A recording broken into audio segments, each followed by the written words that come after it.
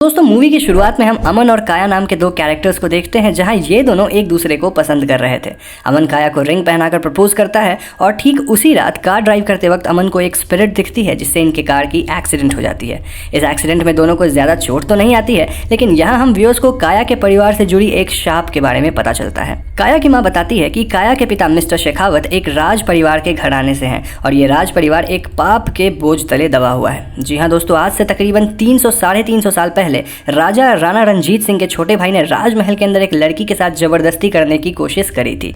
इस दुष्कर्म से बचने के लिए उस लड़की ने कमरे से कूदकर अपनी जान दे दी और यहाँ हमें पता चलता है कि यह लड़की राजगुरु आचार्य सच्चिदानंद की बेटी थी। इतना ही नहीं, आचार्य सच्चिदानंद अपनी बेटी की 2 दिन बाद ही शादी करने वाले थे, लेकिन यहाँ तो उनकी बेटी मारी जा चुकी थी, जिस वजह से वो अपार पीड़ा और क्रोध से भरे हुए थे। आचार्य फौरन ही राजमहल पहुँचते हैं जो कि हिमाचल के पहाड़ियों के उस पार व्यास नदी के बीचों बीच थी और यहाँ आकर आचार्य राजा रणजीत सिंह के आने वाले वंश को शाप देते हैं। इस शाप के मुताबिक रणजीत सिंह के आने वाली पीढ़ी में कोई भी लड़की विवाह नहीं कर सकती है और अगर किसी लड़की ने ऐसा करने की कोशिश भी करी तो उसकी जान चली जाएगी। यही वजह थी कि जैसे ही काया को अमन ने प्रपोज करके अंगूठी पहनाई, इन दोनों की एक्सीडेंट हो गई और अगर ये लोग शादी करते तो शायद ये मारे भी जाते। इन बातों को जानकर अमन और काया का दिल टूट जाता है और अमन डिसाइड करता है कि वो किसी तरह इस शाप को तोड़ देगा। इसीलिए वो अपने दोस्त शुभ के साथ प्रोफेसर पशुपति से मिलने जाता है जो कि ऑकल्ट में माहिर थे।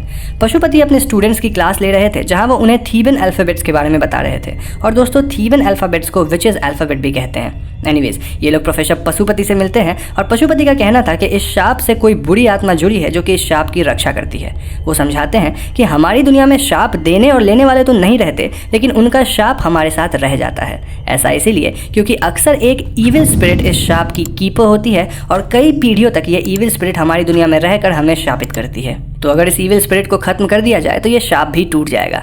इन बातों को सुनकर अमन इस ईविल स्पिरिट से लड़ने के लिए तो तैयार था, लेकिन प्रोफेसर का कहना था कि इस तरह के कर्ज को कैरी करने वाली ईविल स्पिरिट्स बहुत ही ज़्यादा ताकतवर होती है जिससे अमन नहीं लड़ सकता है। तो उसका भला इसी में है कि वो काया को भूल कर अपनी लाइफ में मूव ऑन कर जाए। अब ऑब्वियसली अमन तो काया को भूलने वालों में से नहीं था और इसीलिए अमन डिसाइड करता है कि वो प्रोफेसर पशुपति को अपनी ताकत और निर्भयता प्रूव करेगा। इसके लिए अमन पशुपति द्वारा अर्बन लेजेंड्स पर लिखी हुई एक किताब पढ़ता है और इस किताब में एक नेशनल लाइब्रेरी के हॉन्टेड होने की सच्ची कहानी थी। ये बात सन 2003 की थी जब सोनिया नाम की एक लड़की इस लाइब्रेरी में रोज़ देर रात तक अपने मेडिकल एग्जाम्स के लिए पढ़ा करती थी, लेकिन उसके ऊपर एग्जाम का काफ़ी प्रेशर था। इस प्रेशर में सोनिया ने आत्महत्या कर ली और सोनिया का बॉयफ्रेंड राहुल भी अपनी गर्लफ्रेंड को इस हालत में देखकर खुद की जान दे दिया। सोनिया की आत्मा वहीं एक किताब के अंदर कैद हो गई और राहुल की आत्मा उस किताब की रक्षा करता है। जो कोई भी इस लाइब्रेरी के अंदर अंधेरा होने के बाद गया था वो जिंदा वापस नहीं आ पाया था। तो यहाँ अमन डिसाइड करता है कि वो इस किताब को लाइब्रेरी से रात होने के बाद निकाल कर वापस लाएगा और ऐसा करने से वो अपने आप को पशुपति के सामने प्रूव कर पाएगा। तो बस उसी रात अमन नेशनल लाइब्रेरी जाता है जहाँ उसके लाइब्रेरी के अंदर पहुँचते ही कुछ असाधारण घटनाएं होने लगती है। अमन पे अदृश्य शक्तियाँ किताबों से हमला करती है, लेकिन अमन इनसे बचते हुए सोनिया वाली किताब ढूंढ लेता है। अब इससे पहले राहुल की आत्मा अमन पे हमला करती, अमन इस लाइब्रेरी के विंडो से कूदकर बाहर आ जाता है। अमन ने इस किताब को लाइब्रेरी से बाहर सक्सेसफुली निकाल लिया था और वो इसे प्रोफेसर पशुपति को दिखाता है। पशुपति वॉज इम्प्रेस्ड और वो अमन की मदद करने के लिए तैयार हो जाते हैं। तो दोस्तों, इससे पहले अमन, शुभ और पशुपति शाप को तोड़ने के लिए अपनी जर्नी शुरू करते, अमन एक बार लास्ट टाइम काया से मिलकर उसे ये बोलता है कि वो कुछ दिनों के लिए लंदन जा रहा है। अमन काया को एक रिंग देकर चला जाता है जिसे काया अपने गर्दन में एज अ लॉकेट पहनती है और उसके ऐसा करते ही ये ईविल स्पिरिट काया पे अटैक करने लगती है। दूसरी तरफ पशुपति एक ताबीज बनाकर देवी माँ के चरणों में रखते हैं ताकि ये ताबीज काया की रक्षा करे, लेकिन इस ताबीज में आग लग जाती है। इस पे पशुपति का कहना था कि अमन ने काया को जरूर कुछ दिया होगा और इसी वजह से ये स्पिरिट अटैक कर पा रही है। अब हम व्यूअर्स तो यहाँ जानते हैं कि अमन ने काया को रिंग दिया था और इसलिए अमन काया को ऐन वक्त पे जाकर इस ईविल स्पिरिट के हमले से बचाता है। अमन काया को सच बताता है कि वो लोग उसके शाप को तोड़ने के लिए जा रहे हैं और इस एडवेंचरस जर्नी में काया भी इनके साथ आती है। तो सबसे पहले ये 4 लोग एक जले हुए सिनेमा हॉल में जाते हैं जो कि फिलहाल एक खंडहर जैसा था। पशुपति का कहना था कि इस हॉल में कई लोग जलकर मारे गए थे और उन्हें यहाँ कोई ना कोई अच्छी स्पिरिट जरूर मिल जाएगी जो कि इनकी हेल्प करेगी। वो थीबन अल्फाबेट में एक बॉल पे हेल्प अस लिखकर सिनेमा हॉल में फेंकते हैं और बाकी लोग इस बॉल का पीछा करते हैं। ये बॉल इन लोगों को कुछ स्पिरिट्स के थ्रू गाइड करता है और इनमें से एक स्पिरिट काया के हथेलियों पे खून की कुछ बूंदें गिराता है। पशुपति इस खून के बूंदों को एनालाइज करके ये निष्कर्ष निकालते हैं कि ये बूंदें आपस में कनेक्ट होकर एक कॉन्स्टलेशन बनाती है जिसे लोग मगहा भी कहते हैं। दोस्तों, मगहा महिपालपुर शहर का पुराना नाम था और इसलिए ये सभी महिपालपुर शहर की तरफ बढ़ते हैं। महिपालपुर पहुंचकर ये लोग गवर्नमेंट गेस्ट हाउस में रुकते हैं और उसी रात काया को कुछ आवाज़ें सुनाई देती है। काया इस आवाज़ का पीछा करती है और ये ईविल स्पिरिट काया पे अटैक करके उसे ज़मीन के अंदर दफना देती है। ऐन वक्त पे अमन, पशुपति और शुभ मिलकर काया को जमीन खोदकर बाहर निकालते हैं, लेकिन तब तक काया के शरीर में ऑक्सीजन की काफ़ी कमी हो चुकी थी, जिस वजह से वो हाइपोक्सिक शॉक या फिर कोमा में चली जाती है। अब काया के पास वक्त बहुत कम था और इससे पहले ये ईविल स्पिरिट काया को मार सके, इन तीनों को उस ईविल स्पिरिट को ढूंढकर उसे खत्म करना था। इसीलिए प्रोफेसर पशुपति ने एक वाटर इमर्जन की प्रक्रिया बताते हैं, जिसमें एक इंसान पानी के अंदर जाकर भूतकाल में ट्रैवल कर सकता है। ये लोग एक बाथ टब में पानी भरते हैं और शुभ डिसाइड करता है कि पानी के अंदर वो जाएगा, क्योंकि अमन को तैरना नहीं आता था। शुभ के पास बस एक सांस रोकने तक का वक्त था और शुभ पास्ट में महिपालपुर के जेल में जाता है, जहां उसे कारावास के अंदर एक औरत बैठी दिखती है। ये औरत अचानक से शुभ पे हमला करती है, जिससे प्रेजेंट में शुभ पानी में डूबने लगता है। शुभ को बचाने के लिए अमन ये बाथ टब तोड़ देता है, जिससे टब का पानी बाहर निकल जाता है। और शुभ का कहना था कि उसने औरत की शक्ल तो नहीं देखी, लेकिन उस औरत के हाथ में एक ताबीज़ थी।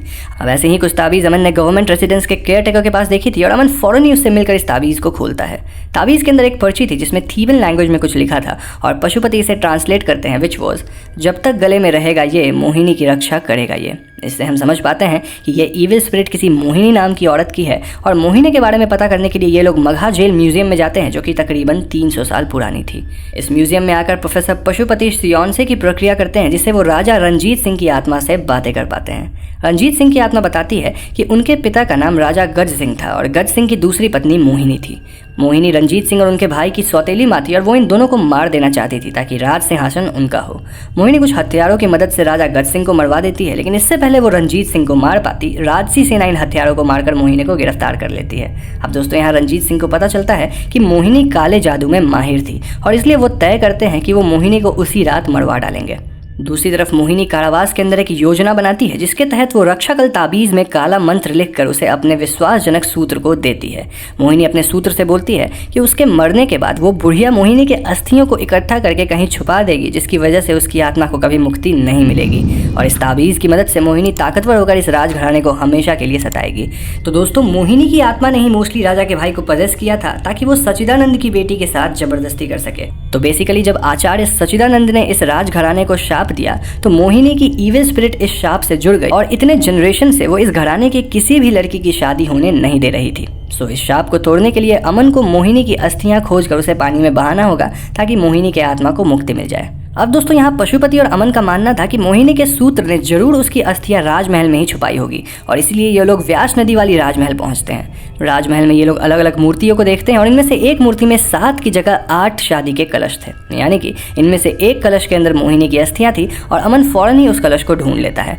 अब इससे पहले अमन आगे बढ़ता, ये आत्मा पशुपति को पजेस कर लेती है, जिससे पशुपति अमन पे हमला कर देते हैं। पशुपति इस कलश को अमन से छीन कर तोड़ने ही वाले थे, लेकिन वो कुछ सेकंड्स के लिए अपने होश में आते हैं, जिससे वो कलश अमन को वापस लौटा कर इस राजमहल की खिड़की से बाहर कूद जाते हैं। ऐसा करने से पशुपति वॉज नो मोर और अब यह शैतानी रूह अमन और शुभ को अलग अलग कर देती है।